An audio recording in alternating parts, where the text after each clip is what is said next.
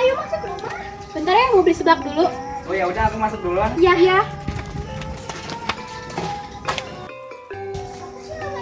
Punten. Enggak. Punten, assalamualaikum, Anjali. Waalaikumsalam. Ayo masuk.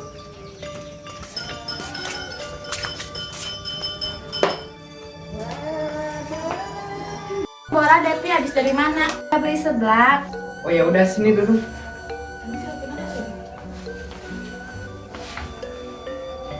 Liburan kemana nih? Aku kemarin ke situ Cileunca loh. Ke situ Cileunca, aku baru baca ceritanya nih. Mau pada dengerin nggak? Boleh.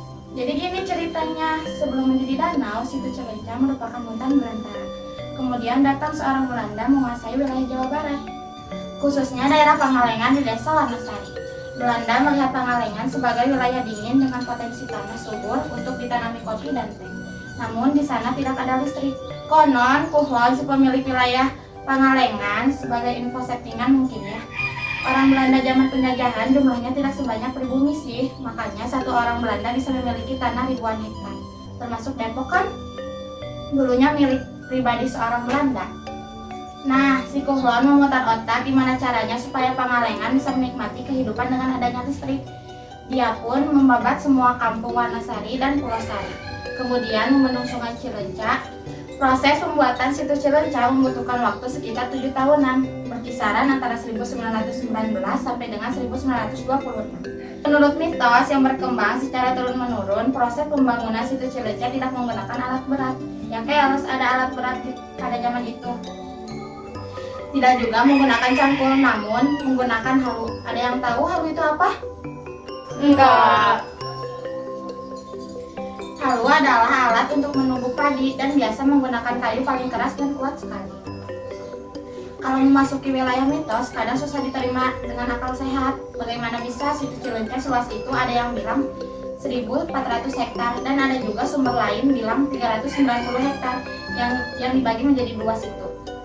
Situ Cileunca 1 seluas 210 hektar dan situ Cileunca 2 seluas 180 hektar. Nah, tuh mana yang benar ya? Mungkin 1.400 hektar itu mencakup tanah di sekitaran yang dimiliki oleh Indonesia Power, sementara luas total tanah yang diisi air 390 hektar. Mungkin kan? Mungkin soalnya waktu aku sana nggak sempat ngukur luasnya. Oh, kalau gitu kita kembali aja ke mitos dibangunnya situ Cileunca yang tidak masuk akal. Percaya tidak percaya sih, membangun seluas ratusan hektar selama 7 tahun dengan hanya menggunakan halu itu adalah mitos yang penuh halusinasi. Kalau ditilik dari logika, si Kuhlon ini pasti menggunakan metode kerja logik penduduk pribumi dengan cara membangun bendungan aliran sungai di bawah dan air secara otomatis akan mengenai wilayah sekitarnya.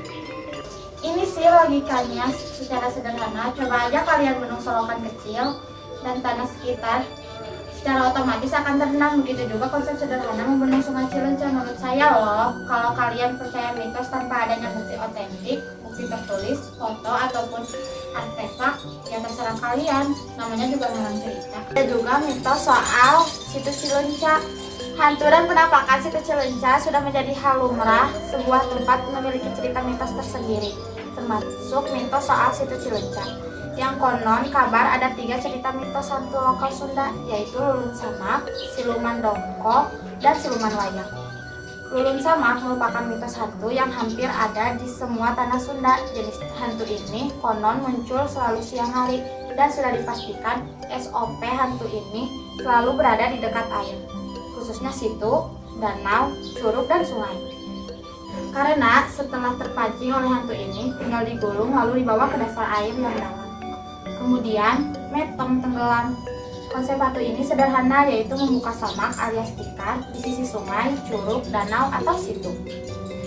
Lalu orang iseng duduk di atas tikar dan tikarnya menggulung orang yang duduk atau rebahan. Dan biur masuk ke dalam dan membuat. Mitos ini pernah saya dengar ketika di kaki Gunung Malang. Setiap kali kami anak-anak sudah kelewat sering berenang di sungai dan curug hingga lupa daratan.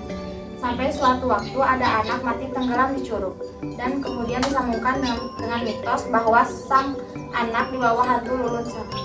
Sejak itu, kalau melihat samak di pinggir sungai, kita jadi tidak berani berenang lagi. Padahal sih itu samak sengaja ditaruh buat nakut-nakutin kita. Samaknya juga bukan samak sembarangan. Biasanya samak itu samak yang dipakai untuk menggulung mayat orang yang akan dikubur. Nah, gimana nggak takut coba? Kita mau berenang dan kemudian melihat samak itu. Haha, kesel kan? Nakut-nakutin berenang di curug dengan hantu lulun samak. Kemudian sengaja dikasih gimmick sama sisi semak. Situ Cilonca di Pangalengan, situ Patenggang, caket walini. Lamun aya runtah kudu dialaan ameh alam mangga. Sok tuh dimakan seblaknya. Seblak adalah makanan Indonesia yang berasal dari Sunda. Juga dikenal di kota Bandung, Jawa Barat. Terdiri dari kerupuk mentah, otak-otak, serta siomay. Nah, bumbunya itu terdiri dari bawang putih, kencur, serta bawang daun. Gunakan penyedap perasa lainnya, serta kalau sudah mendidih siap disajikan.